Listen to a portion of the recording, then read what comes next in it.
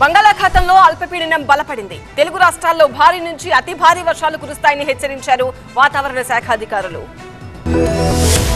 వాయువ్య బంగాళాఖాతంలో అల్పపీడనం బలపడింది. పశ్చిమ మధ్య వాయువ్య బంగాళాఖాతంలో తీవ్ర అల్పపీడనంగా కేంద్రీకృతమైంది. మరో 36 గంటల్లో వాయుగుండంగా మారుతోందని వాతావరణ శాఖ అధికారులు హెచ్చరించారు. తీరం వెంబడి గంటకు 45 నుంచి 65 కిలోమీటర్ల వేగంతో ఈదురుగాలులు వీస్తాయని, మత్స్యకారులు వేటకు వెళ్లొద్దని సూచించారు వాతావరణ శాఖ అధికారులు. ఉత్తరాంధ్రలో ఉండే ఆల్మోస్ట్ అన్ని జిల్లాల్లో కూడా మనం we are forecasting heavy to very heavy rainfall, భారీ వర్షం కూడా మనం ఫోర్కాస్ట్ ఇస్తున్నాం. బలమైన ఎదురుగాలులు గంటకి 35 నుంచి 45 కిలోమీటర్ల వేగంతో వస్తున్నాయి. అలాగే సమ్ టైమ్స్ అది 55 కిలోమీటర్స్ వరకు కూడా వెళ్లే ఛాన్స్ ఉంది ఎదురుగాలులు.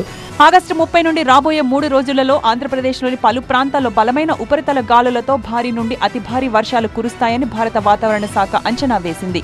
అల్పపీడనం కారణంగా తెలంగాణలోనూ 4 రోజుల పాటు రాష్ట్రానికి భారీ నుంచి అతి భారీ వర్షాలు వచ్చే అవకాశం ఉందని హైదరాబాద్ వాతావరణ కేంద్రం వెల్లడించింది. రాష్ట్రానికి ఆరెంజ్ అలర్ట్ జారీ చేసింది.